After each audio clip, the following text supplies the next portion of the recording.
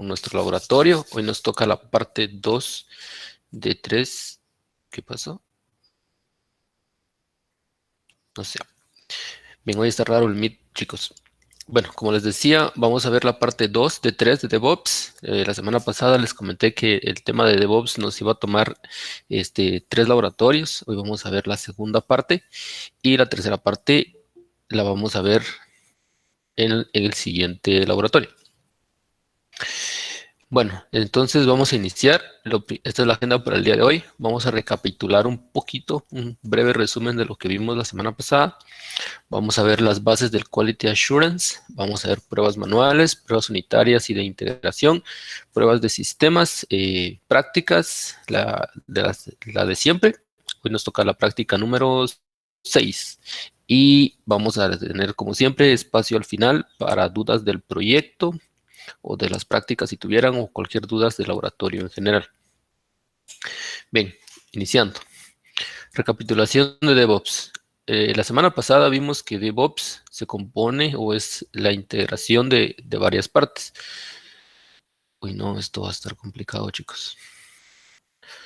Pues la primera es la de desarrollo, donde estamos usualmente nosotros, bueno, no sé a qué les gustaría dedicarse a ustedes, pero nosotros los desarrolladores, arquitectos, estamos en esta parte, ¿verdad? En la parte inicial, en la parte que desarrolla. El equipo de QA, que también se considera parte del desarrollo, ahora en estos días, pues ya es prácticamente QA es un equipo grande y propio, y él se encarga de una parte muy específica y muy importante del ciclo del proyecto, que es asegurar la calidad, ¿verdad? Y la parte de operaciones, la parte que se encarga de tomar el código, tomar los artefactos que nosotros entregamos, instalarlos al cliente, verificar que todo el sistema esté arriba, la disponibilidad, etcétera, ¿verdad? En conjunto, todo esto es DevOps. Y pues una de las características también que vimos de DevOps es que la mayor parte de estos pasos se puede automatizar.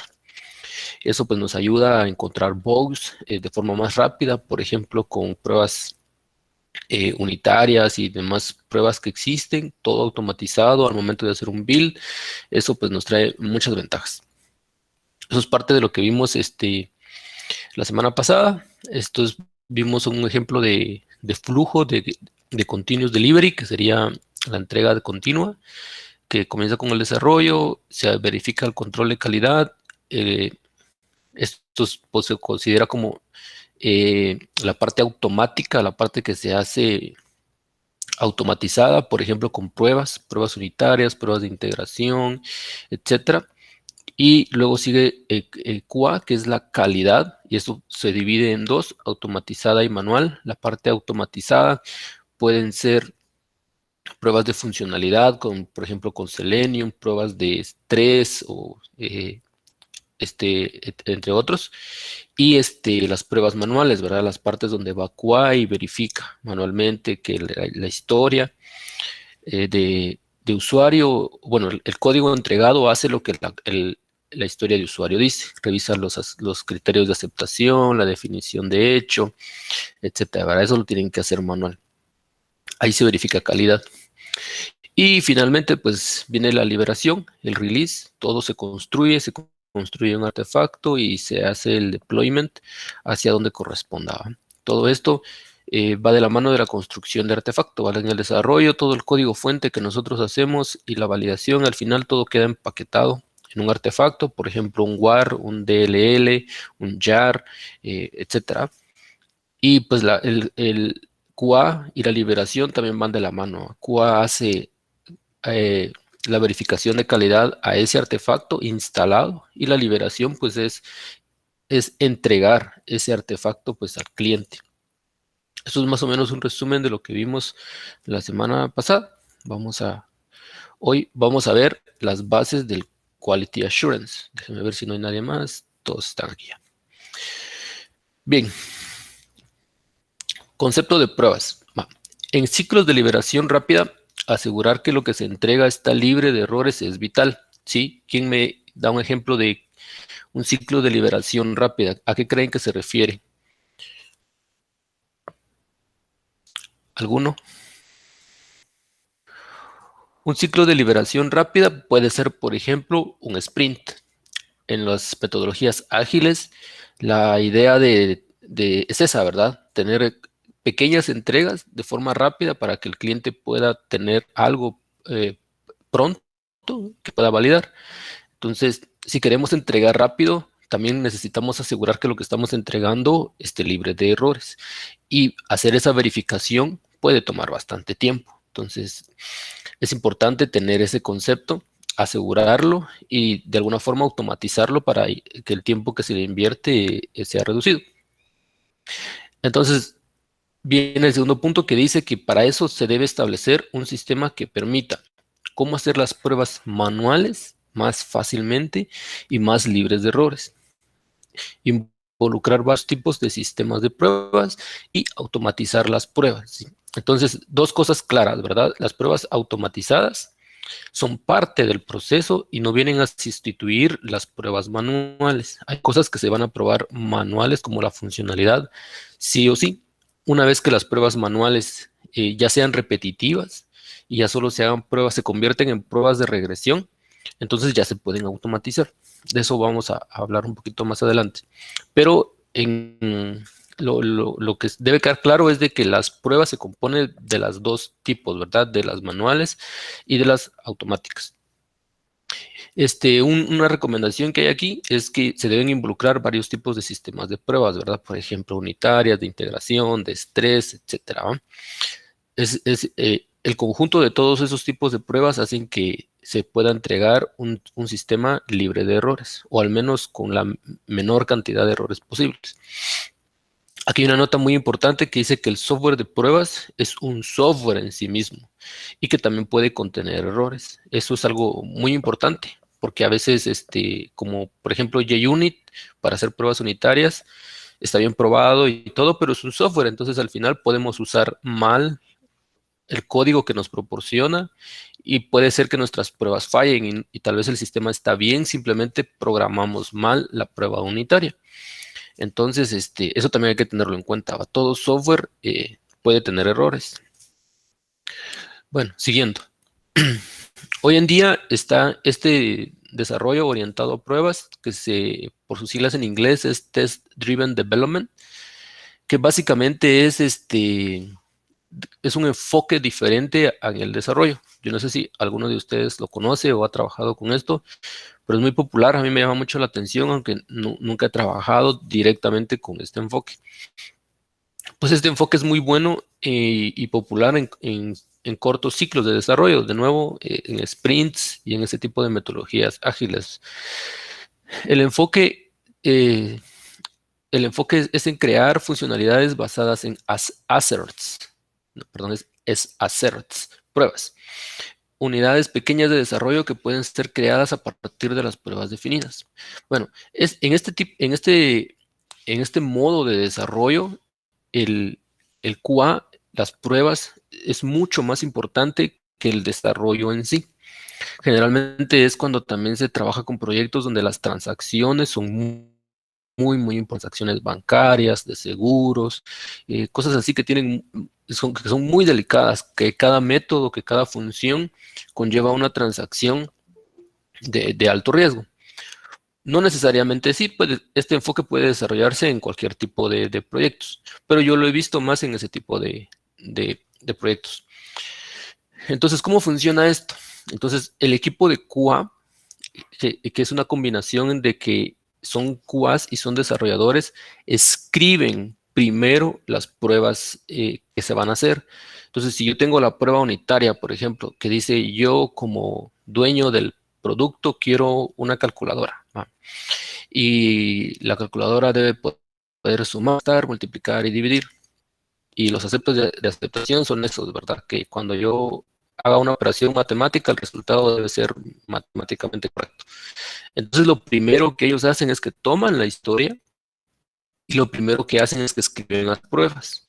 Entonces, ellos escriben una función, dada la función suma, si recibe dos parámetros enteros, el resultado debe ser la suma de ambos enteros, ¿verdad? Y ellos escriben la prueba. Luego escriben la prueba de la resta, de la multiplicación, de la división y luego las pruebas de la calculadora en sí. Y prueban las pruebas unitarias. van ingresando 2 más 2 igual a 4, 4 menos 2 igual a 2. Y cuando las pruebas ya están, entonces pasan a la fase de desarrollo. Entonces el desarrollo, ¿sí?, se guía, es conducido por las pruebas. Porque entonces el programador sabe, ah, bueno, tengo que construir esta función y estos son mis parámetros de entrada y estos son mis parámetros de salida. Y ya hacen el desarrollo basado en la prueba. Entonces es más seguro de desarrollar porque el desarrollador ya sabe cómo lo va a probar. Y esa es los asserts son para los que se ven bien claro, por ejemplo, en las pruebas unitarias, donde para verificar si la prueba es correcta o no, se hace un assert. Por ejemplo, en una suma, en una función de suma, el resultado es un numérico. Entonces yo verifico un assert equals, que sería yo verifico que la prueba sea igual. Entonces, por ejemplo, si yo mando 2 y 2, yo hago un assert de que el resultado sea 4, ¿sí? Si yo hago un assert, por ejemplo, para buscar un usuario y en mi prueba yo hago la prueba de un usuario que sí existe y de un usuario que no existe, entonces yo primero hago un assert if exist. Se puede llamar diferente, ¿no?, dependiendo del lenguaje, ¿verdad? Assert exist o assert if not exist, assert if null, assert if empty, por ejemplo. Eso es lo que hace el assert, verifica el resultado, que sea lo que nosotros le especifiquemos, que sea nulo, que sea vacío, que no sea nulo, que exista. Eso es cómo se enfocan las pruebas. Sí, entonces esto es un modelo muy, muy bonito. Y esta es la forma en cómo se especifican las pruebas. Esta es una especie de pseudocódigo que nosotros hemos usado muchas veces para describir funcionalidades, para describir algoritmos y luego programarlos. Esto es algo muy similar. Es como una especie de pseudocódigo para describir pruebas. Entonces aquí dice, I want to get via web services. Dice, yo quiero obtener a través de un servicio web un contacto existente con un ID igual a 1 usando mi lista de contactos o usando mis contactos vía REST, ¿sí? Entonces, esto es como una historia de usuario si lo quieren ver así. Dice, yo quiero obtener a través de un servicio web un contacto con el ID 1 de mi lista de contactos usando REST. Entonces, aquí lo que hago es describir el servicio, ¿sí? Entonces, esto es algo como el Test Driven Development. Si yo voy aquí a especificar lo que quiero y lo especifico a través de una prueba, ¿sí? Yo estoy autenticado en HTTP. Significa que el servicio ya tiene mis credenciales. Significa que yo ya puedo comunicarme con los otros servicios. Ya estoy autenticado, ¿sí? Y este es mi usuario, Service User, y esta es mi contraseña, 1, 2, 3, 4, 5, 6. Si yo ya estoy autenticado. Después dice, tengo un encabezado que se llama content type. Esto es un header del request que va a hacer. Yo tengo un encabezado, content type, y el content type es application, un form URL encode. Esto es un formulario, ¿verdad? Esto es un formulario de los que ven en HTML y le hacen submit. Puede contener un adjunto posiblemente, pero lo que él está enviando o lo que él quiere enviar, porque este solo es el header, es un formulario. Y él ya dijo que es él y este es su password.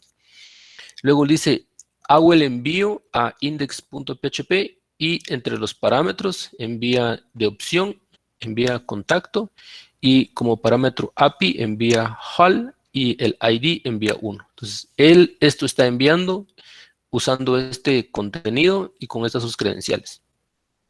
Luego él dice, yo veo que me respondió un código 200. Dice, él espera eso.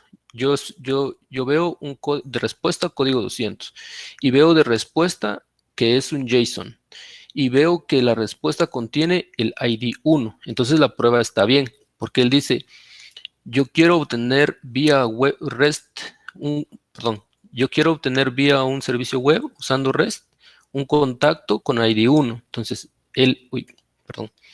Él hizo eso. Él aquí se autenticó, dijo que se iba a conectar vía REST, envió los parámetros y las respuestas que él obtuvo es 200, o sea, exitoso, en formato JSON, y vio que su contacto contenía el 1, que es el que él estaba buscando. Entonces, esta es la definición, un ejemplo de especificación de la prueba. Esto ya es el mismo ejemplo, pero ya programado. Aquí está usando alguna API de PHP, que yo no conozco, pero esto es como el pseudocódigo y esta ya es como la implementación. Entonces, aquí hay una variable que dice que es new API tester, que es como el framework para hacer las pruebas, y recibí un escenario que no sé qué es. Luego dice, I want to, yo quiero, y aquí pone una descripción de lo que hace la prueba unitaria. Quiero obtener un contacto con el ID de mi contacts. Me imagino que esto es como una tabla. Entonces aquí dice, él envía el get a la URL con los parámetros que él dijo que iba a enviar. Y luego él espera de respuesta que el código sea 200, que la respuesta sea un JSON y que la respuesta contenga el ID 1. Y esa es la prueba que él va a ejecutar. Y una vez escrita la prueba, ya se pueden programar la aplicación como tal. ¿Sí? Entonces, especificación e implementación. Esto es más o menos la idea de lo que se hace en Test-Driven Development. En el desarrollo tradicional, usualmente solo escribimos esta parte y la escribimos al final, y muchas veces ni la escribimos. Bueno, ahora vamos a ver sobre QA pruebas manuales. No sé si hay una duda ahí antes de seguir. ¿Todo bien? Bien, supongo que todo bien. Dentro de las pruebas manuales vamos a tener varios conceptos.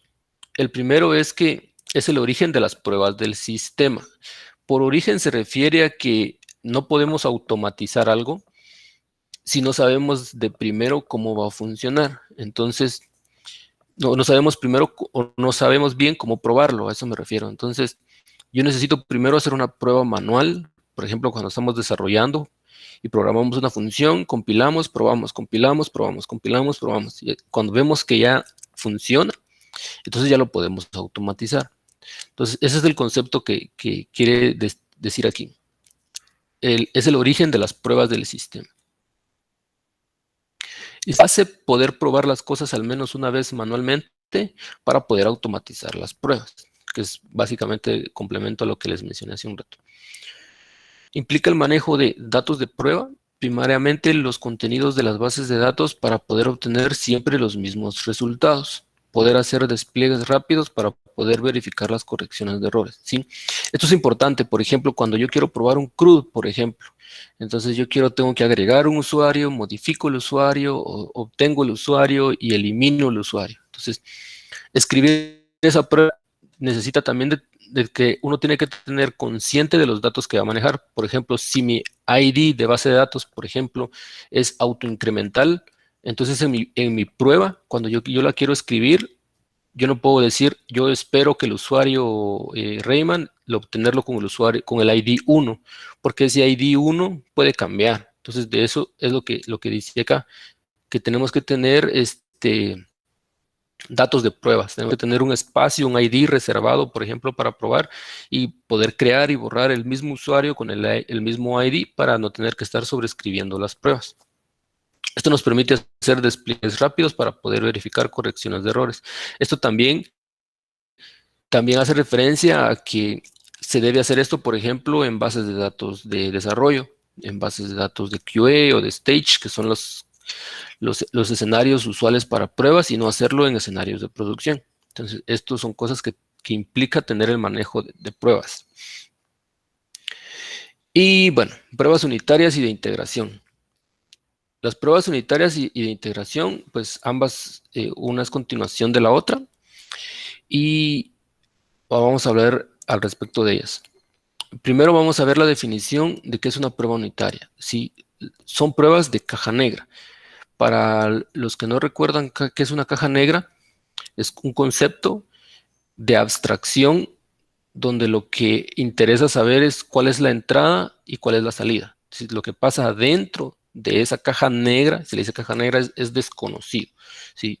Entonces, son pruebas de caja negra que se hacen a las funciones a niveles de código. ¿Sí? Entonces, si ustedes piensan en una prueba unitaria, los parámetros de entrada son, por ejemplo, para la calculadora, son 2 enteros y el resultado es otro entero, que es el resultado de la suma. Lo que pasa adentro debe ser una caja negra, debe ser abstracto, ¿sí? Al usuario, al que hace, al equipo de QA, no le interesa saber qué es lo que hace allá adentro el desarrollador. Él le interesa saber los parámetros de entrada, si son enteros, si pueden ser nulos, si pueden ser negativos, si puede ser cero, si puede ser mayor que 1000, de 1.000.000. Eso es lo que le interesa saber. ¿Y cuál es el resultado?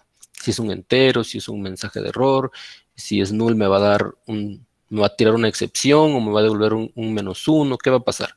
Eso es lo que interesa saber. Lo que pasa adentro de una prueba unitaria debe ser abstracto. Dice, son definidas, creadas y probadas por el programador, quien define qué hace cada función y cuál debe ser el resultado, ¿sí? Entonces yo como programador tengo que definirlo. Yo lo tengo que crear y yo lo tengo que probar.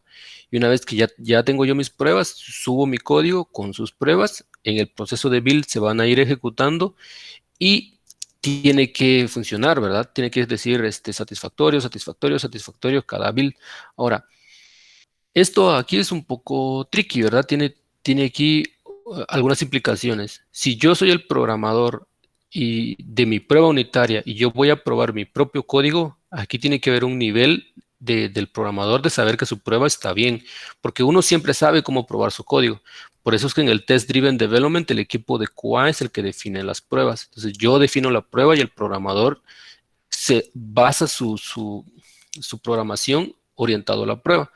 De ese modo hay como una doble verificación de que él no se vaya a confundir, porque yo como programador si pruebo la suma y si siempre pruebo solo positivos, por ejemplo, quizás en la vida real con números negativos falle, por ejemplo, con números muy grandes. Entonces, usualmente aquí puede ser el mismo programador, pero no necesariamente va a ser así siempre. Y finalmente, es clave escribir funciones bien específicas que arrojen resultados predecibles. ¿Qué significa con esto?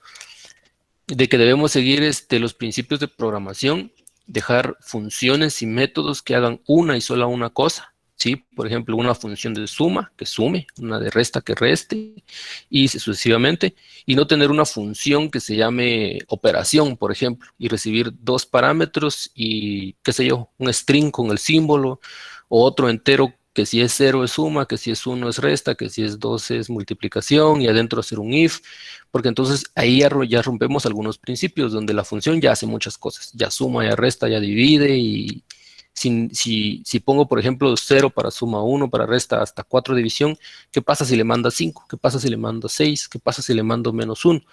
Entonces ahí se complica la prueba porque tengo que probar más escenarios y mis funciones se hacen más difíciles de predecir qué va a pasar, ¿verdad? Ahí ya se volvió impredecible. En cambio, si solo tengo mi función de suma, si le envío 2 más 2 es bien fácil predecir que el resultado va a ser 4, ¿va? Si le mando 0 y 0, pues me va a devolver 0. Si le mando -1 y -1, me va a devolver -2. Es bien fácil predecirlo en ese modo. Entonces las funciones siempre se deben escribir usando esos principios, ¿no? Aquí, estas funciones se refiere a las funciones de programación, a los métodos, a los tipo void, a los tipo int, a los estáticos y todos. Tienen que ser bien específicos. Eso ayuda bastante a programar las pruebas unitarias. Bien, ahora esto es la cobertura de pruebas. Bueno, algunos de ustedes han colocado esto en su reporte del proyecto de clase, en el análisis, el test coverage. Esto es parte de las pruebas en el ciclo de DevOps. Entonces, aquí dice que indica el porcentaje de métodos que poseen una prueba unitaria. Entonces, esto es un porcentaje. Entonces, si yo tengo una clase y digamos que todo mi proyecto sea una clase y mi proyecto tiene 10 métodos y aquí dice cuántos de esos 10 métodos tienen prueba unitaria. Si mis 10 métodos tienen prueba unitaria, entonces yo tengo un test coverage de 100% y el objetivo es acercarlo al 100%, ¿sí? No todas las pruebas, no todas las funciones y métodos que vamos a hacer se le pueden hacer pruebas unitarias y hay otras que no tienen sentido hacerles pruebas unitarias, funciones de utilería, o algunas funciones para crear conexiones a base de datos, cosas así. A veces no es necesario hacerle pruebas, entonces esto generalmente nunca es 100%, pero el objetivo es tenerlo lo más cercano posible, quizás un 90 o 85, depende del tamaño del proyecto. Esto, si no estoy mal, no me acuerdo, creo que está en el proyecto, no me acuerdo. pero si es así, deben tener un número bastante alto. Y esto dice que no especifica de ninguna manera la calidad de las pruebas, ¿sí? O sea, si yo tengo 10 métodos y mis 10 métodos tienen pruebas, quiere decir que voy a tener un 100%, pero ese 100% no quiere decir que mi código es de buena calidad, ¿sí? Eso no quiere decir eso. Por el otro lado, si yo no hice ninguna prueba unitaria, entonces mi test coverage va a ser de 0%. Y eso no significa que el código sea malo, ¿sí? Eso solo dice o solo especifica la cantidad de pruebas unitarias que nosotros tenemos respecto a la cantidad de funciones y o métodos que nuestro proyecto tenga. Eso es lo que dice. Esto es algo bien, bien importante de entender, porque algunos, por ejemplo, pusieron esto como un KPI, tener coverage de 100%, y eso no muestra calidad, ¿sí? Indica que mi código está bien testeado o bien programado, cosas así, pero no puede medir por sí solo la calidad del código. Importante a tenerlo en cuenta esto. Bueno, finalmente algunos ejemplos de pruebas unitarias. Esto va acorde a su lenguaje de programación que ustedes conozcan y deseen. Aquí la misma recomendación de las clases anteriores. Ustedes deben conocer bien, bien, bien uno, el lenguaje que a ustedes les guste, el que se piensen dedicar, y de los otros tener conocimiento de qué son, que existen, y pues tal vez hacer pruebas bien sencillas en algunos de otros lenguajes, ¿verdad? Por ejemplo, Java y JUnit deben conocerlo. Es muy común que en las entrevistas pregunten por JUnit. Python existe Unit Test, y PHP existe algo como PHP Unit. Existen muchos más, obviamente. Estos solo son unos ejemplos de sistemas. Aquí hay un ejemplo de prueba unitaria, utilizando algo como Node, me imagino. Esto parece JavaScript, Public Function. Aquí dice que está testeando un listado de páginas que resultan satisfactorio con con todo por defecto. Entonces, esto trae todos los resultados paginados con todos los valores por defecto. Tiene una colección, hace un mock. Mock es un concepto de pruebas unitarias que existen independientemente del lenguaje. Mock significa que él va a llenar esta clase con datos dummy, ¿sí? Por ejemplo, cuando corremos las pruebas unitarias, eso pasa en tiempo de compilación, entonces el proyecto no está corriendo. Entonces no tenemos una base de datos, por ejemplo, en ese momento, porque el proyecto está compilando, no se está ejecutando. Entonces se moquean, se le dice los objetos que yo necesito. Por ejemplo, si tengo un CRUD de productos, yo quiero probar a insertar un producto, borrar un producto, pero cuando compilo, no tengo conexión a base de datos porque estoy compilando. Entonces se hace mock de la conexión a base de datos, se hace un mock del producto en sí, etcétera, ¿va? Aquí dice que este debe recibir un total una vez y que debe retornar un 2. Y aquí dice que configura la obtención de los datos. Esto debe recibir una lista paginada una vez y debe retornar una colección. Esto es lo que hace. Más o menos así se escriben pruebas, y saber programar pruebas es muy importante. Bueno, pruebas de integración. Son una extensión de las pruebas unitarias, ¿sí? Como les decía hace un ratito, las pruebas unitarias corren en tiempo de compilación. Dice, pero que implica una especificación en los almacenes de información. ¿Qué significa? Regularmente integran, entre comillas, por eso se llaman pruebas de integración, una base de datos o cierta persistencia para poder realizar pruebas respecto a esta, ¿sí? Esto es lo que les decía. Aquí son pruebas unitarias. Uy, ahí. Pasan en tiempo de... Entonces, en ese momento yo no tengo una base de datos. Si yo quiero probar, insertar, borrar o eliminar, solo lo puedo moquear, que significa lo puedo simular. Pero como no estoy haciendo la conexión a base de datos como tal, yo no lo puedo probar. Entonces, si yo quiero probar que mi sistema siga funcionando después de una interrupción a la conexión de base de datos, no se puede probar en una prueba unitaria. No se puede, ¿sí? Para eso necesito algo un nivel más arriba. Integración.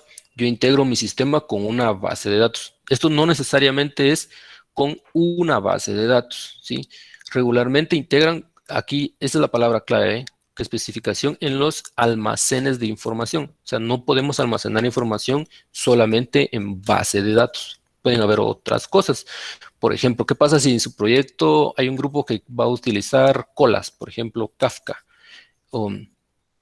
¿Y ustedes cómo pueden probar esas colas? Tienen que tener una integración, pruebas de integración donde su código se integre a una cola.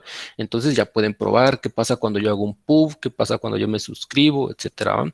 Y hay otras cosas, por ejemplo, qué pasa si yo quiero probar una mi función que hace uso de una función lambda en Amazon, por ejemplo, o algún otro servicio en la nube.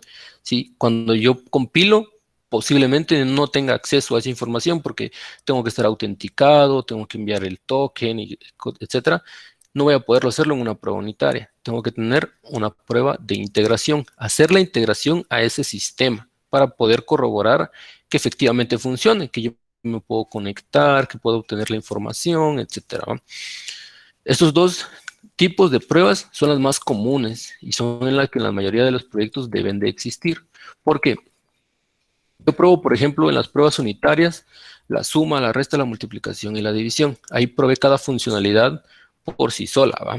Pero digamos que por alguna razón, cada de esas funciones necesita una conexión a base de datos, qué sé yo, para almacenar valores, registros o algo así. Entonces no lo puedo validar aquí. Entonces viene la parte complementaria, donde yo ya hago la prueba de integración con un sistema. Entonces esto ya me da en conjunto una simulación más de cómo va a ser la ejecución en el entorno de producción, que sería, bueno, me da el resultado como tal y si se conecta satisfactoriamente a mi base de datos, obtiene los resultados o almacena el resultado correctamente en la prueba de integración. Eso ya me da un mayor nivel de seguridad de que en producción las cosas están funcionando correctamente. Y el último que está en este curso, perdón, en este laboratorio, en la clase de hoy, son las pruebas de sistema. Estas pruebas de sistemas también se llaman pruebas de aceptación. Sirven para probar la funcionalidad del sistema como tal como lo haría un usuario. ¿Esto qué sería? Por ejemplo, si mi historia de usuario dice, y yo como usuario del sistema quiero una página de login que acepte un correo, una contraseña, y si los datos son satisfactorios, que me deje ingresar al sistema. Sí, eso es lo que dice el usuario, ¿va?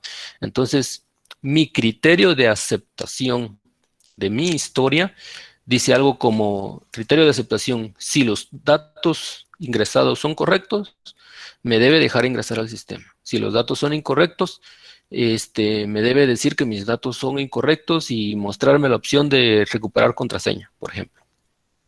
Ese es mi criterio de aceptación. Entonces, mi prueba del sistema es validar esos criterios de aceptación y eso se hace manualmente. Una vez, como decía al inicio, primero lo tengo que probar manualmente.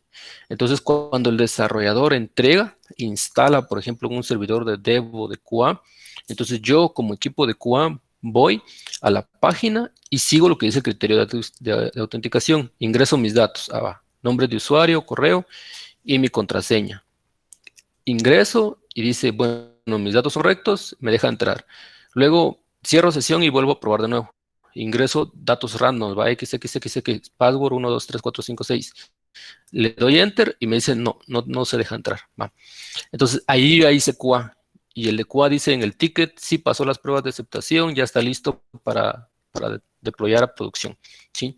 Ahí termina el proceso de QA manual.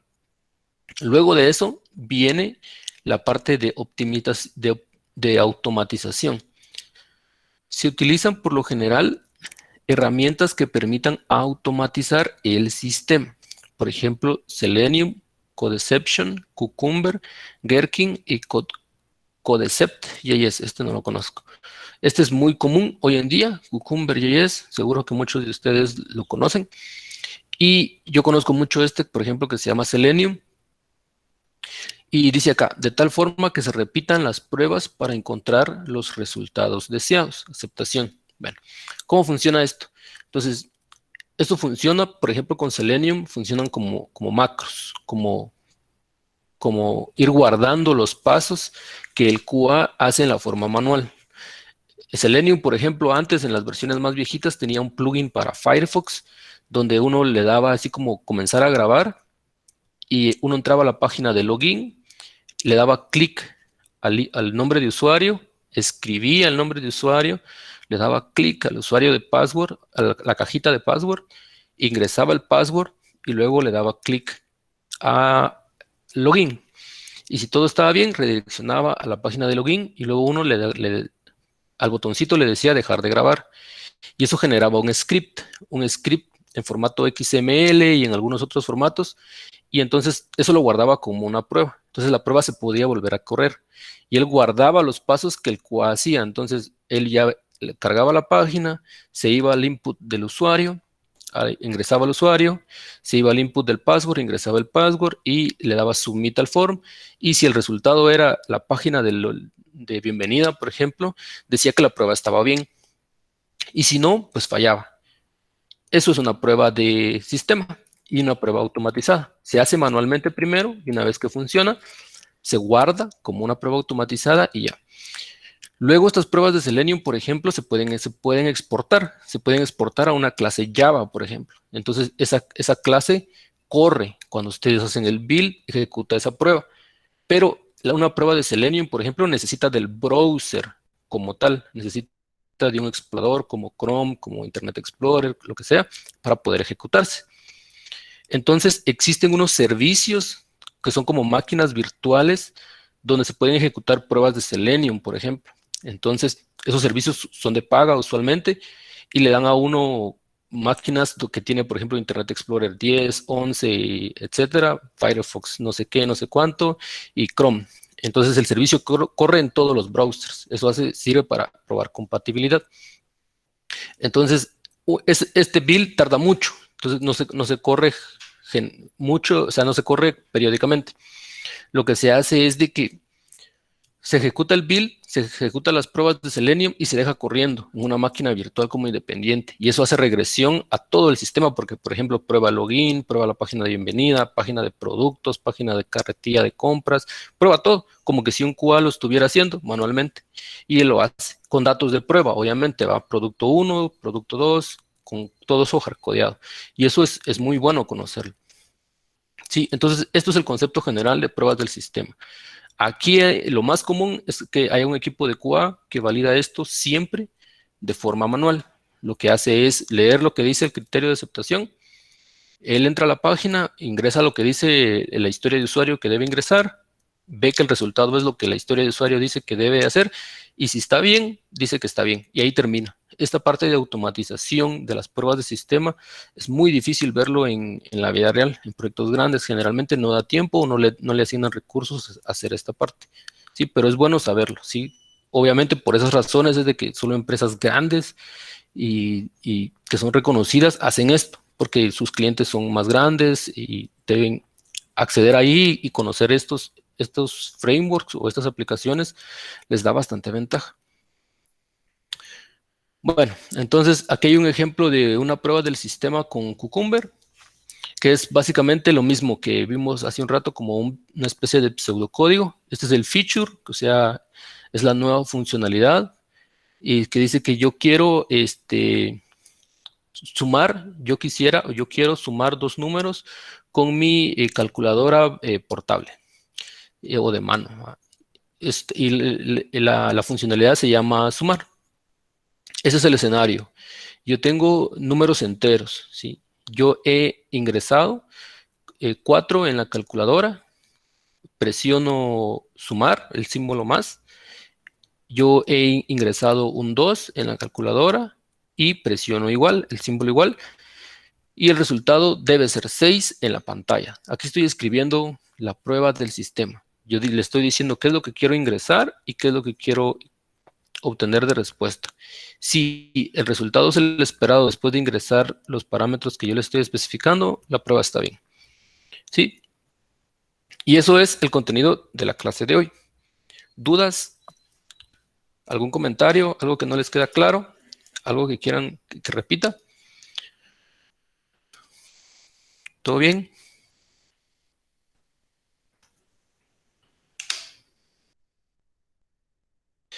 Si todo está bien, vamos a hacer una pausa aquí para la asistencia y luego vamos a hablar de otros temas de laboratorio. Entonces, correo nada más, sin nada, solo lo de siempre, asistencia, les voy a poner en el chat, sea asistencia y número de carnet al correo. Y vuelvo en 5 minutos.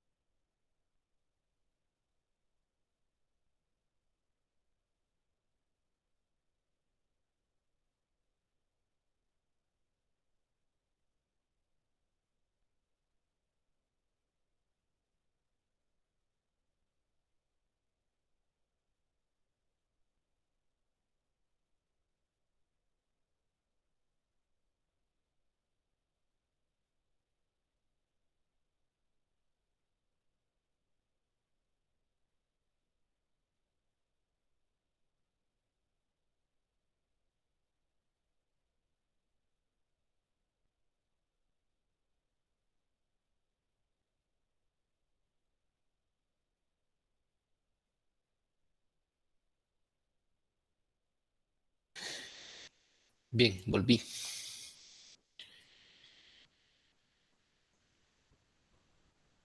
Les voy a compartir de nuevo mi pantalla. Alguien que me diga que ya lo pueda ver, por favor. Sí se ve. Sí, sí, ya se mira. Gracias. Todos ya enviaron su asistencia. Pareciera que sí. Bien, vamos a hablar de dos cosas importantes de laboratorio. No se vayan a ver que no hemos terminado y vamos a aprovechar el tiempo que tenemos. Bien, entonces, vamos a hablar primero de terminar esta clase. Vamos a hablar de la práctica número 6. Aquí veo que algunos tienen unas dudas, entonces voy a hacer un dibujo rapidito antes de hablar de la práctica 6. Disculpa, hacer una pregunta. No sé si te puedo hacer ahorita una pregunta de la práctica que tenemos que entregar el domingo o te la hago de último. Sí, de una vez. ¿Qué pasó? Fíjate que ahí hablas de pruebas de construcción, pero esas pruebas de construcción sería mandarte el PDF de las pruebas de funcionalidad, digamos, ¿no? No, aquí tengo la práctica 5. Me imagino que te referís A lo a esta, enviar a herramienta. Lo último. Ajá. Acaba la Tienen que última. enviar el repositorio con las nuevas ramas, porque Uh-huh. sí, va. Entonces voy a empezar desde acá. Tienen que enviar una nueva rama, como en cada práctica, hoy en esta práctica tocaría una rama que diga práctica número 5, pero también tienen que crear una master y una develop. Ahí todo bien. Crean una tag. Las tags usualmente, no sé si investigaron un poco, van sobre la rama master, ¿sí? Porque es la liberación y master siempre tiene lo último. Entonces aquí su rama la deben pasar usualmente a develop o a master y de ahí sacan su tag. Luego tienen la herramienta de construcción, ¿sí? Aquí vimos que hay dos tipos, ¿verdad? Si es código interpretado, si es compilado. Por ejemplo, si están usando Java, van a hacer su artefacto, va a ser un jar o un war. Entonces tienen que agregarle una herramienta de construcción, que son algunas de las que vimos por aquí arriba. Estaba Maven, Ant, y no me acuerdo qué otras habían para los otros lenguajes, dependiendo del lenguaje que estén utilizando, ¿verdad? Y aquí, por ejemplo, está Make, Java, Gradle, Gulp, Rake, Ping, el que ustedes estén utilizando o otro que conozcan, no necesariamente uno de esta lista. Eso sirve para construir el artefacto a partir del código fuente. Entonces, por ejemplo, si yo hice mi práctica en Java, puedo usar Maven.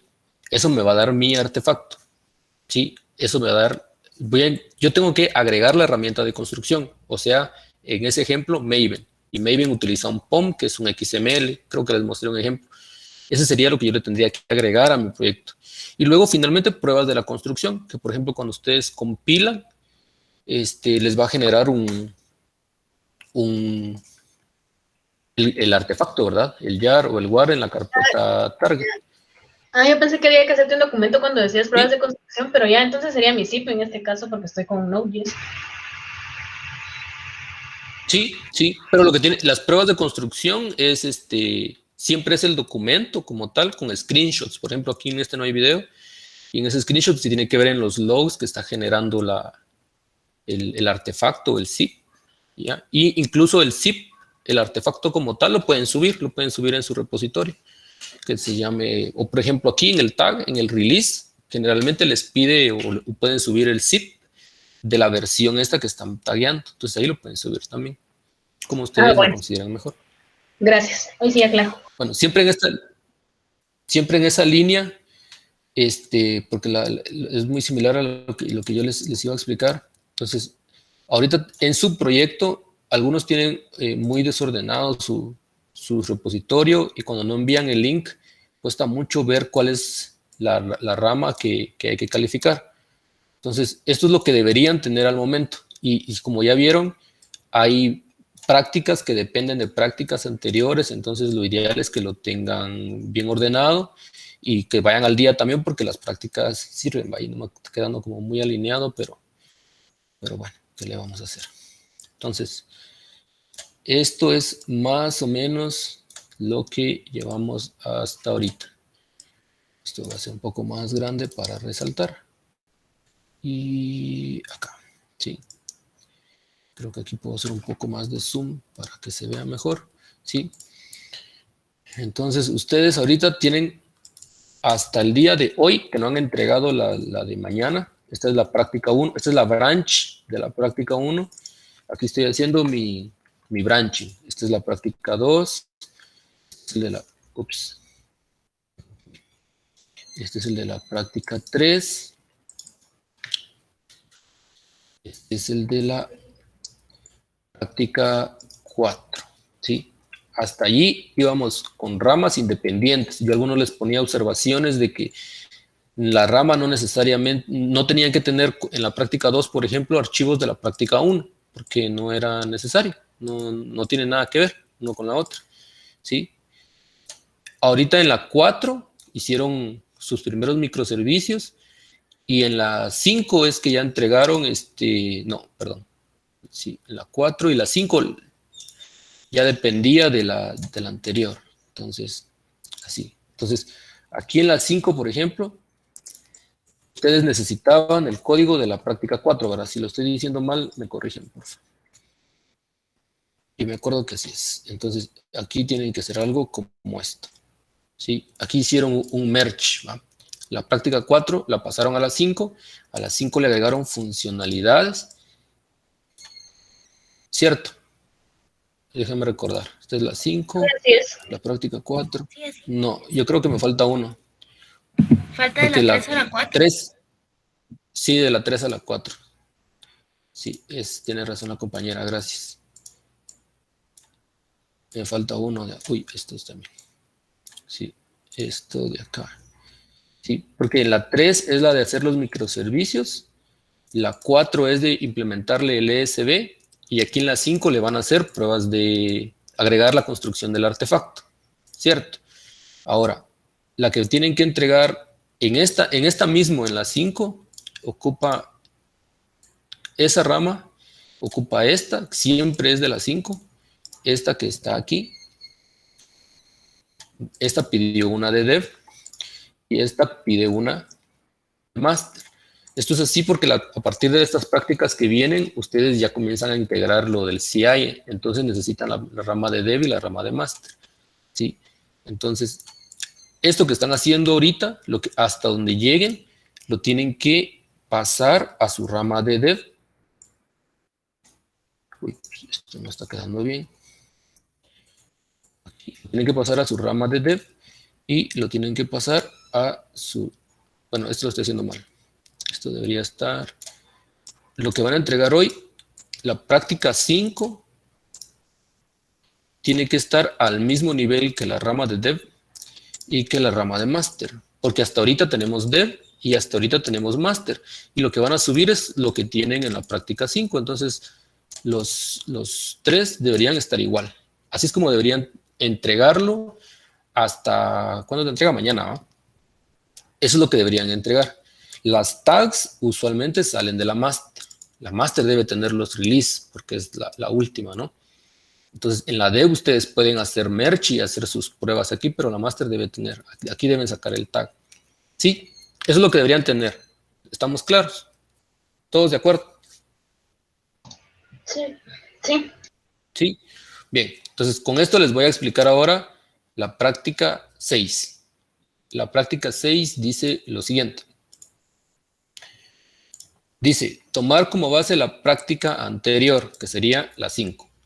Crear rama de práctica, o sea, la rama 6, y al final el merge a develop y master, ¿sí? Entonces, lo primero que dice ahí es de que esto que está aquí va ahí, y a partir de la rama dev y master, aquí como las tres están iguales, ustedes deciden de dónde sacar su rama 6, eso es cosa de ustedes, pero como las tres están iguales, no importa, ¿no? Sí, uy, esto no lo copié. Entonces, eso es lo que tienen que crear. Su rama de las 6, esta va a crecer porque le van a agregar funcionalidades, ¿sí? Y esta. Dice, según el lenguaje seleccionado, de nuevo depende de lo que ustedes hayan programado, integrar una herramienta para realizar las pruebas unitarias de al menos una clase. Si no tienen clase, al menos lo que ustedes tengan, debe tener al menos, si quieren aquí, cambien esto clase por funciones, pero no tiene que ser una función. O sea, si tienen en un archivo tienen 3, 4 funciones, tienen que ser 3, 4 pruebas unitarias. No son muchas pruebas, pero tienen que tener más de una, más de dos. Tienen que configurar SonarQube para que se ejecute las pruebas y que calcule la cobertura de pruebas unitarias. Esto es lo que tienen que hacer acá. Esto también es parte del proyecto, por eso está en la práctica, para que también aprendan cómo hacerlo. Tienen que hacer esa integración. Yo creo que en el ejemplo que yo les hice, les mostré eso en mi artefacto, que yo tenía ahí integrado SonarQube con Java, y eso es lo que ustedes tienen que hacer con el lenguaje que ustedes hayan utilizado. Y presentar un video con el máximo de 1 minuto de la ejecución de SonarQube, donde se vea la ejecución del código y reporte. Entonces, por ejemplo, si ustedes tienen 10 funciones en su clase o lo que ya tienen y tienen un coverage de 80, 70%, está bien. Sí, pero no pueden tener uno 10 o 20% porque sería muy poco. Tienen que ser pruebas unitarias de al menos la mitad de sus funcionalidades, que no deberían tener como muchas funciones. Entonces van a tener la práctica 6 y le van a ir agregando cosas, ¿verdad? Y a partir de ahora, entonces tienen que regresar siempre a dev y a master. ¿Sí? A partir de aquí tienen que regresar a dev y a master. Entonces estas van a estar al mismo nivel.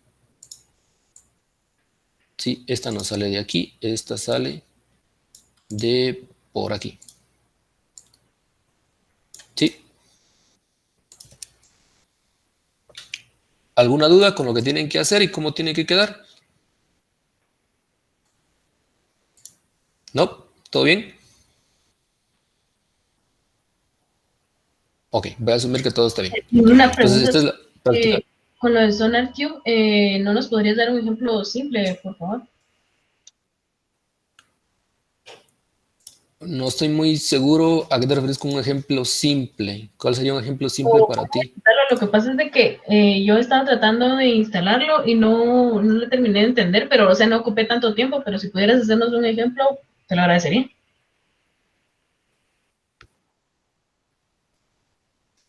Ah, bueno, no les puedo hacer un ejemplo ahorita porque no tengo nada preparado, pero les puedo mostrar una ejecución, creo yo, que tengo aquí todo lo necesario.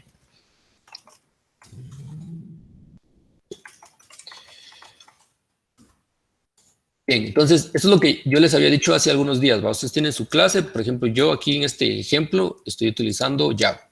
Entonces, yo aquí agregué mi sistema de construcción, que en este caso es Java, entonces yo voy a generar aquí un jar.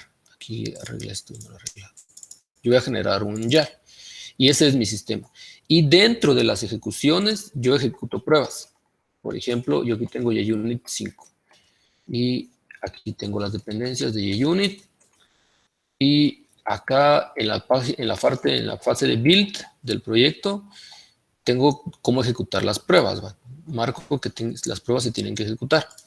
Y aquí, al menos así se maneja utilizando Maven y Java, yo le agrego que quiero hacer un escáner, ¿va? Con Sonar.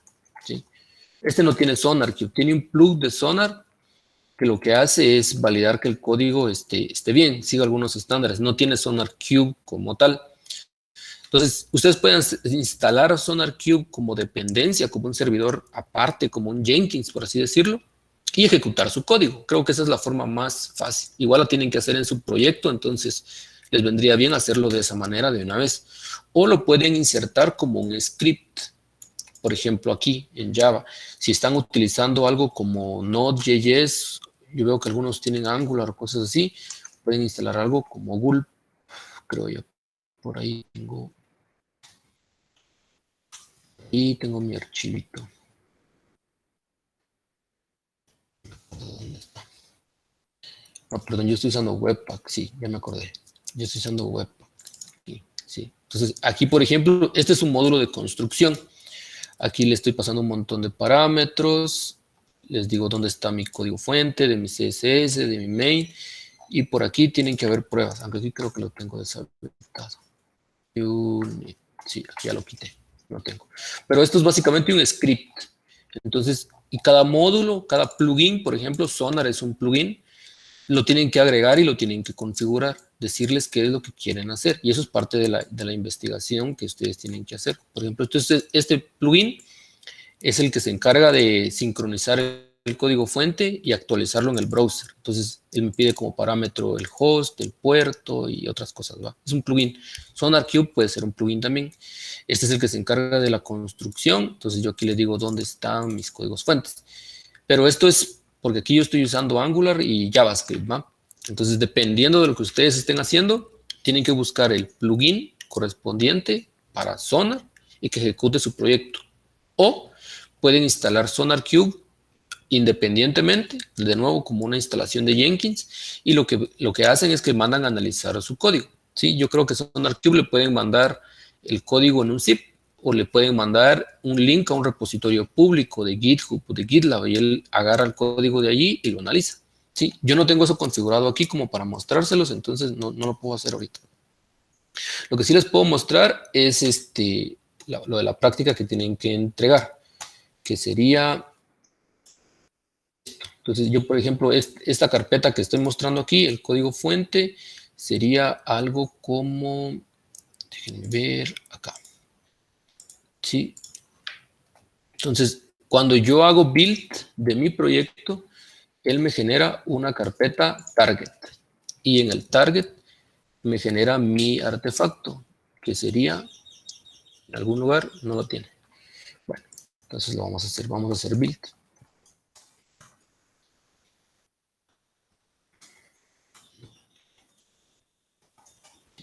Eso va a tardar un rato, entonces lo voy a dejar ahí atrás. Y él va a comenzar a hacer el build. Y este que está corriendo aquí es Maven, que es el que se encarga de la construcción. Aquí, por ejemplo, está instalando Node y NPM para generar el artefacto. Y cuando él termine, aquí me debe generar mi jar. Entonces, ese es el artefacto que ustedes deberían entregar, que sería el archivo de construcción de artefacto, que está, porque esto hasta ahorita no lo tienen, o sea, que bien, ya no tienen que hacer nada. Y cuando termine de compilar, me va a generar mi artefacto, que va a estar aquí. Y esto lo suben a su tag, a su list, y ya, esa es la práctica. Pero ahorita está construyendo y se va a tardar un rato. No sé si alguien tienen otra duda. ¿Que esto termine? ¿Práctica 6 o con el proyecto? ¿No? Bueno, entonces les tengo que dar aquí algunos anuncios. ¿Sí?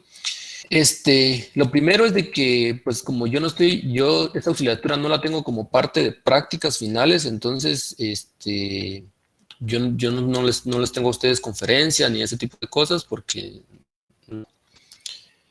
ya se terminó.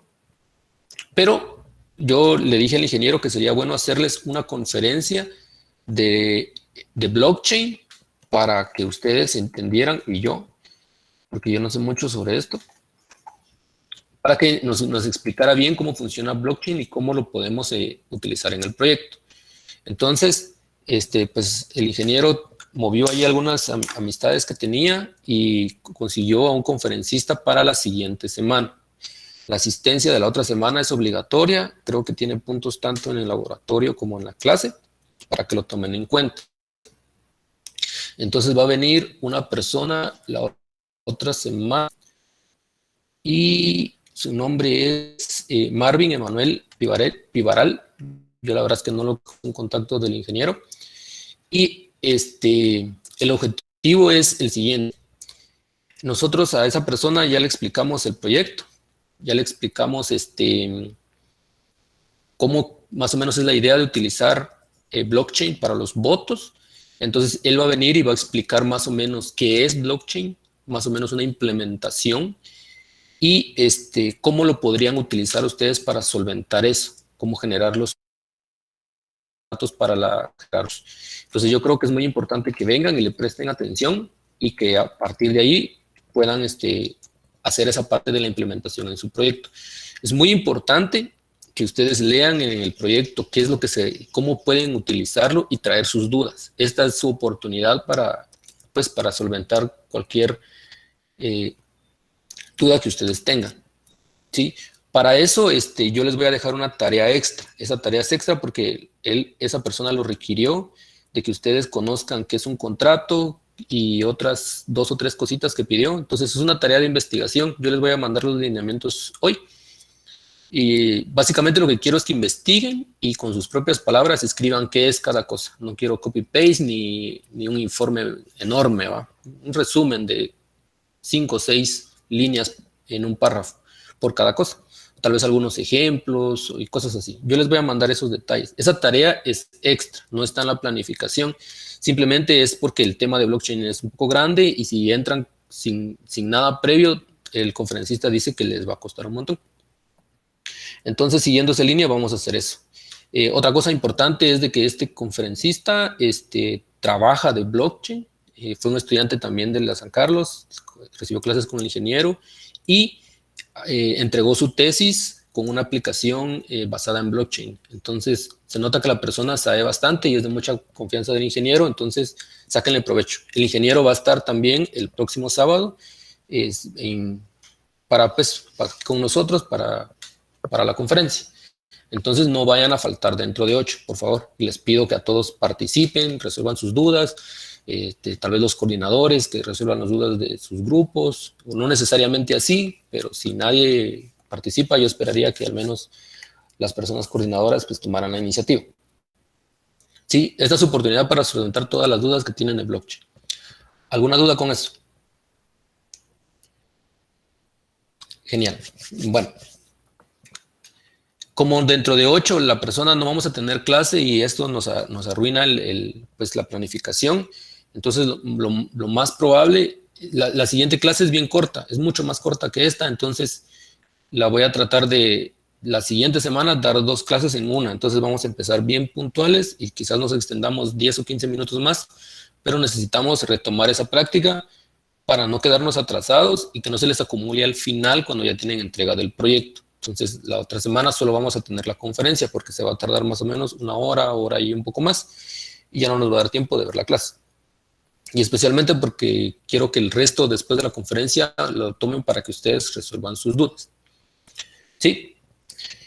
Y bueno, lo voy a hablar con el ingeniero el martes porque si no tenemos esa clase no van a tener entrega por una semana y es mucha pérdida de tiempo. Quizás hagamos reposición de la clase el siguiente lunes o el siguiente martes, más o menos. Lo voy a hablar con el ingeniero. La cosa es no atrasarnos, porque les juro que se les va a acumular todo si nos atrasamos. Estoy compartiendo mi pantalla, ¿verdad? ¿Alguien me dice? Sí. Sí. Sí. Sí, bueno. Entonces, respecto a sus notas, yo ya revisé las notas con el ingeniero, lo que llevamos hasta el momento. Y de ahí hay algunos comentarios que yo les tengo que trasladar a ustedes. Solo déjenme abrir mi archivo. ¿Sí? Entonces, lo que hicimos acá es agruparlos, ponerle sus notas y agruparlos por grupos, valga la redundancia, por los grupos a los que pertenecen, por 2 razones. El ingeniero, pues las observaciones que tiene es de que después del primer parcial ya nos faltaron varios. Creo que de alguna forma en nuestra facultad es normal, pero lo que implica aquí es de que si alguno deja de venir, puede impactar en los grupos. Entonces, acá como tienen ustedes acceso a la asistencia y acceso a las notas de sus compañeros, pues tómenlo en cuenta, ¿verdad? Siempre fíjense cómo van sus compañeros de grupos para que lleguen hasta el final. Fíjense que todavía falta bastante camino por recorrer, ¿sí? Y recuérdense de las restricciones del inicio. Solo se pueden, tienen que entregar 80% de las prácticas. Entonces, por ejemplo, hay personas que tienen ya 2 sin entregar y entonces traten de ya no entregar porque ahí ya se meten en problemas y no es conmigo, es con el ingeniero. Entonces, la recomendación que da ahí el ingeniero es la siguiente. Las excusas, ¿sí? No den excusas después de. Si a ustedes se les complica entregar una o no pueden venir un día por X o Y razón, díganlo con anticipación y no lo dejen hasta el final, ¿sí? Y díganselo al ingeniero, no a mí. Si quieren, mándenme copia o algo, pero traten de ya no faltar, especialmente las personas que ya tienen al menos una inasistencia. Y si van a faltar por alguna razón, manden un correo, manden una carta de la razón por la que hayan faltado, porque el ingeniero sí quiere que se dediquen al curso. Entonces, él quiere que aprendan y ese es el objetivo de que les hayamos buscado un conferencista y el objetivo es que estén aquí o tengan toda esa información. Entonces, se acuerdan que tienen que tener 80% de la asistencia también, que básicamente es como 2 inasistencias lo que les da ventana. Entonces, tal vez yo le voy que esta tarea que las voy a dejar, tal vez les deje un poco más que solo un resumen y que les sirva para mejorar una nota o para una asistencia o algo así, pero no lo he hablado con él. Yo hablo con él eso el martes, entonces por ahorita se las voy a dejar. De alguna forma ahorita es opcional, pero quizás pueda tener mucho valor en el camino, ¿verdad? Ya dentro de 8 ya les explico yo el valor que tendría la tarea si tuviera. Pero mi recomendación ahorita es hagan, porque lo pidió el conferencista y si es amigo del ingeniero y si no la van a entregar, si después le van a pedir un favor o una excusa, lo que no se las va a dar. Entonces, eso es mi recomendación ahorita, ¿va? Fíjense cómo van sus compañeros de grupo, cómo van, verifiquen que sus notas estén bien, verifiquen que su asistencia esté bien y sí, apóyense entre ustedes, ¿va? Y si los que ya tienen algunos sin entregar, entregan, ¿sí? Tienen que entregar algo, ¿va? Y vamos a ver, creo que tenía otro anuncio. Ah, sí, lo de la tarea extra que ya les acabo de mencionar. Y eso sería. No sé cómo van con el laboratorio. Ah, sí, me falta uno aquí. Quiero ver, no lo apunté. Sí, así la nota, sí. En las asistencias de grupo, quiero que le quiten esa responsabilidad al coordinador, ¿sí? En la fase 2 hay muchos que no están entregando tag y hay muchos que no están entregando reporte. Aquí hay otro grupo que no me entregó reporte, pero no me acuerdo quién es. 2 no me entregaron, pero creo que me confundí. Y en las pasadas no, hay algunos que no tenía acceso, yo siempre les mando correo y les voy a ir anotando aquí. Entonces lo que vamos a hacer ahorita para que ustedes cumplan con sus fases es lo siguiente. Creo que tiene sentido. Entonces, por ejemplo, la fase 2 vale 20 puntos, ¿va? O 20%, no me acuerdo, ¿sí?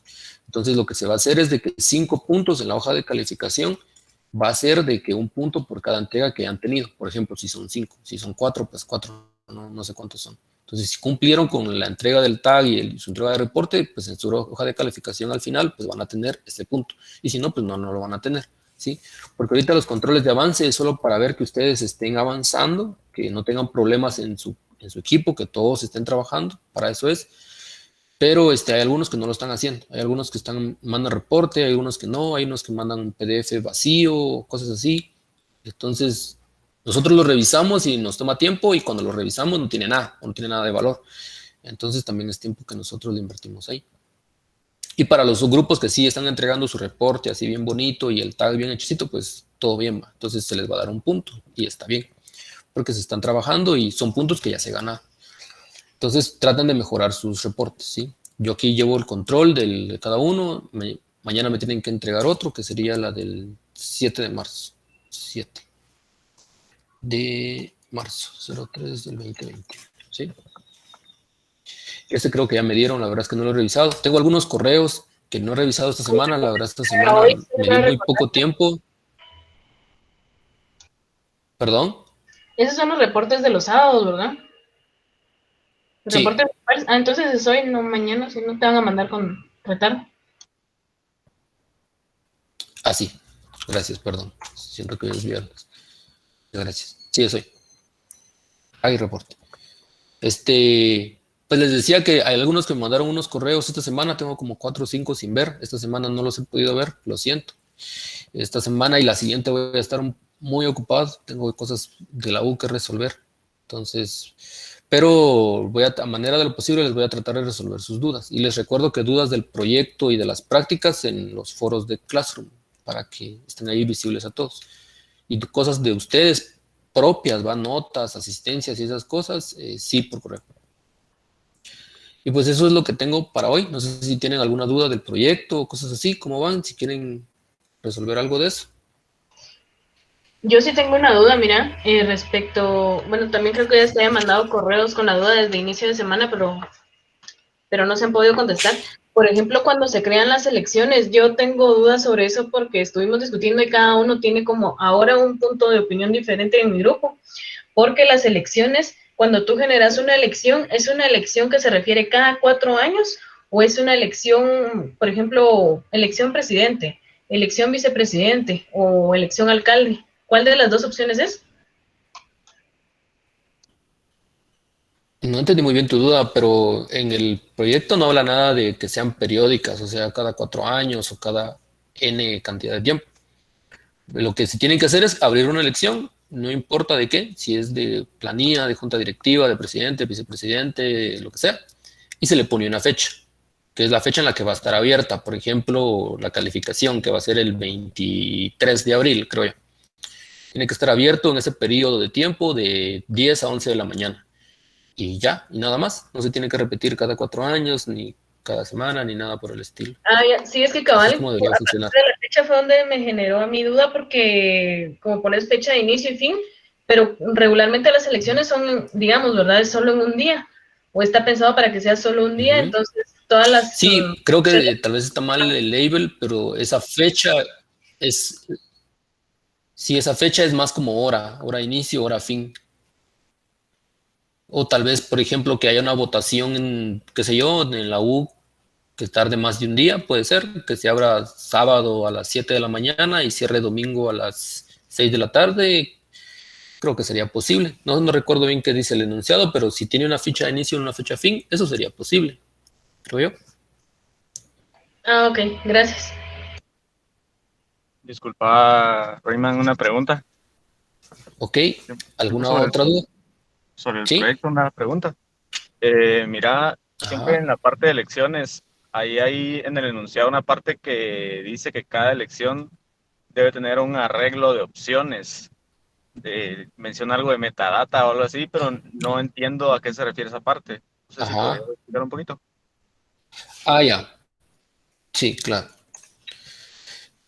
También abro aquí un archivo de texto para explicarte. Lo que pasa es que como las elecciones son genéricas, tú no sabes de qué va a ser, si es de presidente, de planillas, de junta directiva, no se sabe, ¿verdad? Entonces, lo que se tiene son como nombres predeterminados, no me acuerdo qué dice, creo que dice, para abrir una elección, cada boleta creo que tiene un nombre, no me acuerdo qué más, si querés lo voy a abrir para que quede claro, me busco el enunciado. Aquí, y proyecto fase 1, enunciado del proyecto, aquí. No sé si sabes en qué parte está más o menos. Metadata. Aquí está, ¿sí? Es esto, ¿verdad, compañero? Quiero ver. Sí, vamos a ver. Sí, Sí, ¿verdad? exacto, sí, eso, Sí. eso. Bueno, entonces yo primero necesito una elección, ¿sí? La elección tiene un título. Entonces, por ejemplo, título. Yo el título le voy a poner Junta Directiva 2022 al 2024. Esa es mi elección. Y me pide una descripción. Entonces en la descripción yo le voy a enviar elección de honorable junta directiva, bla, bla, bla, bla, bla, bla, bla, bla, bla, del periodo XXX al YY. Sí, es una descripción, no es un texto, no importa. Fecha y hora de inicio y fin de las elecciones. Creo que esto es lo que preguntaba la compañera. Fecha de inicio, la elección va a iniciar lunes, bueno, eso puede ser cualquier formato de fecha, ¿verdad? Lunes 01 de noviembre del 2021. Y fecha fin, siempre lunes 01 de noviembre del 2021 a las 18 horas. Y los vamos a aperturar a las 07 horas. ¿Sí? Esa es mi elección. Yo necesito opciones para votar, o sea, necesito candidatos a opciones. Entonces, esto es configurable y yo no sé si es una planilla, si es un presidente, si es para alcalde, si es para diputados, entonces la idea es que quede genérico. Entonces, el título de la opción. Entonces, la opción de aquí va a ser, eso es uno, planilla A, ¿verdad? Planilla A, creo que así es. La imagen. La imagen está en http:// miimagen.com/1, qué sé yo. Una URL cualquiera. Luego lo de valores, ¿sí? Si te das cuenta, aquí no me dice nada quién es la planilla. Entonces, yo aquí le voy a poner valores, metadata o lo que sea. Entonces, esto es genérico, esto es un JSON que dice aquí. Es un formato clave-valor, o sea, un mapa. Esto servirá para recibir toda la información relevante de la opción de voto. Por ejemplo, si la elección es para presidente, un ejemplo de metadata podría ser nombre, partido, vicepresidente, ¿sí? Entonces, valores. Entonces, un ejemplo podría ser el partido. ¿Este partido qué sería? No sé, valores, no sé qué, valores qué. ¿Quién sería como es una planilla, quién sería el decano? El decano va a ser Juan Pérez. ¿Quién sería vocal 1 en esta planilla? Luis Pérez, todos son Pérez. Y cualquier tipo de información que sea relevante al partido, por ejemplo, qué sé yo, color, no sé, lo que ustedes necesite, ¿verdad? Por ejemplo, si fuera para presidente, ¿quién sería el vicepresidente? Sería, por ejemplo, ese es otro ejemplo. El presidente, bueno, el partido sería UNE, por ejemplo. Presidente, Álvaro Colón. Va. Vicepresidente, no me acuerdo, Juan Pérez otra vez. ¿Sí? Entonces, aquí yo mando toda la información relevante a esta opción. ¿sí? Entonces, esta es una opción. Entonces, después yo voy a tener una segunda opción, que sería otro. El título de la opción, el siguiente título va a ser planilla B. Su imagen va a ser otra imagen, ¿va? 2. Y sus valores. Aquí ya, esto ya es diferente, ¿no? Entonces, por ejemplo, aquí partido va a ser PAN. Ay, me confundí. Presidente, Álvaro Arzu, qué sé yo. Vicepresidente, qué cosa, ¿sí? Entonces, estos valores pueden cambiar dependiendo de qué es la elección. Por ejemplo, el otro ejemplo que estaba en el enunciado es el de referéndum, de que si todos están de acuerdo en recuperar Belice o no. Entonces, los valores pueden ser, está de acuerdo, o sea, de acuerdo, no. Esta opción es opción afirmativa, por ejemplo, afirmativa. No sé cómo poner un sí o un no. Bueno, no sé, ustedes me entienden. Yo me confundí aquí. En recuperar Belice es una opción de sí o no, entonces los valores aquí serían afirmativos, ¿sí? ¿Qué sé yo? Sí. Y aquí sería negativo. ¿Está de acuerdo, sí o no? Y ya. Sí, más o menos me voy a explicar ahí. Sí, pues es como que ahí sí que esa parte es bien dinámica, dependiendo de qué es la elección. Exacto. Sí. Ya. Entonces, más o menos lo que tienen que validar ustedes es No, no tienen que validar. Creo que no hay ninguna validación ahí.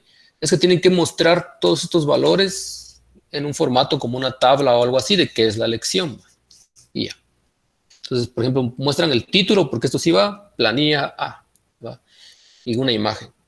Y luego abajo los valores, ¿va? Presidente, vicepresidente, vocal 1, vocal 2, secretario, y ya los muestran así como una tablita de valores y ya estuvo, ¿sí? Si por ejemplo yo voy a Wikipedia y busco Álvaro Arzu, porque lo acabamos de hablar, Arzu. Entonces si ven aquí, cuando esto carga, más o menos es algo como esto, miren. Entonces está el título, la foto y todo esto que está aquí abajo es la metadata. No sé qué dice, no sé qué significa esto, quién fue su predecesor, quién lo sucedió, quién es su vicepresidente, quién lo sucedió, etcétera, dónde nació, dónde murió, su partido, sus esposas, rayos, tiene más de uno, sus hijos, etcétera, ¿va? Esto es la metadata. Entonces, lo que ustedes necesitan son esto, y lo demás lo despliegan como esto, como en 2 columnas de clave y valor. ¿Sí? ¿Se entiende mejor así? Sí, está bien, gracias. Bueno, ¿algo más antes de cerrar? A ver, hay algo en el chat que no había leído, lo siento. Si hice mi práctica con Node.js, solo compartir los Node módulos en un zip con todo el código fuente. No, eso no es. Sí, creo que estabas hablando de la práctica. Y primero le tienen que agregar algo, el sistema de construcción, ¿sí? Por ejemplo, Webpack o Gulp o algo que construya. Una vez que ingresen eso o incluyan eso, ese es como un motor de scripts. El script es el que se encarga de empaquetar todo eso, todos los node modules, por ejemplo, más su código fuente, y todo eso lo pone dentro de un zip. Y una vez que esté todo dentro del zip, ese zip generado es el que me tienen que enviar. No lo hacen ustedes manualmente. La idea de la práctica es que ya incluyan un sistema que construya el artefacto automáticamente después de cada build, y el resultado de eso es lo que me tienen que mandar. Sí, para el Julio que me escribió en el chat. Se me había olvidado lo del artefacto. ¿Sí? Entonces va a pesar un montón ese zip. O sea, ya entendí la parte automática, pero si le agregamos los módulos va a pesar bastante, porque yo lo había hecho, pero a partir de mi carpeta dist que hago cuando hago la construcción de mi sistema, digamos. No sé si me explico.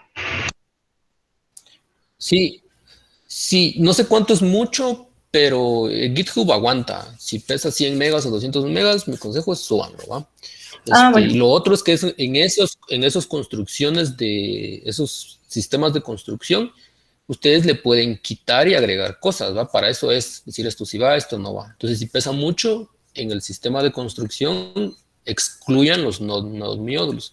Y lo que me interesa es que ustedes puedan exportar su código fuente, ¿sí? Eso es lo más importante.